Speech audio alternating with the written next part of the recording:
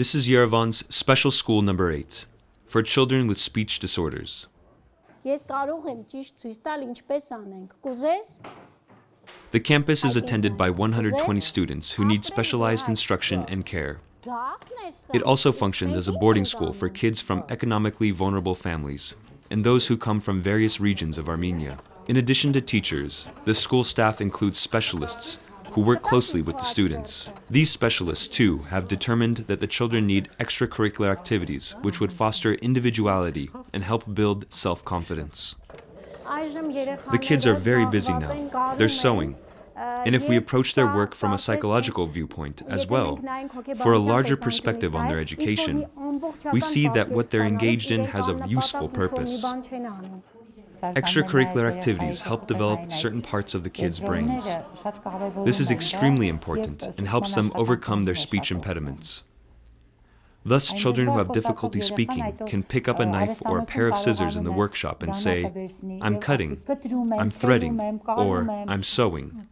Although the school had long sought to provide students with vocational training, it lacked the necessary resources. So it turned to the Hayastan All-Armenian Fund for assistance, highlighting the importance of extracurricular activities such as sewing, design, cooking, and other handiwork. It didn't take long for the fund to embrace the project.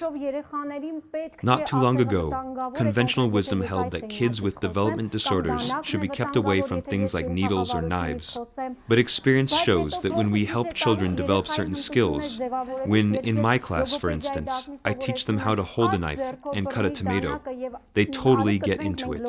So then, in their daily lives, whenever they get a chance to cut a fruit, they take the initiative and cut that fruit to perfection, as though they had been doing it all their lives. When a child learns how to cut a fruit, his or her motor skills are being developed in the process. And this, in turn, will eventually help them speak normally.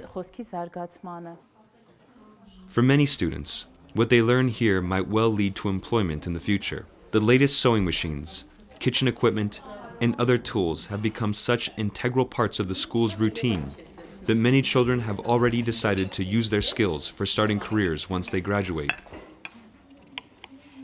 I think such workshops are crucially important for schools such as ours. Already the students design clothes and make carpets. Working with threads, colors, and fabrics for long hours has a positive effect on the children's inner world. The young tailors have made aprons and tablecloths for their cook friends. At first, I couldn't work the sewing machine, but now I can. I make shirts and dress shirts, and I love sewing. Even when I go home, I don't let my mom mend pants or dresses. I take them and do the sewing myself. I want to become a fashion designer after I graduate from the 9th grade.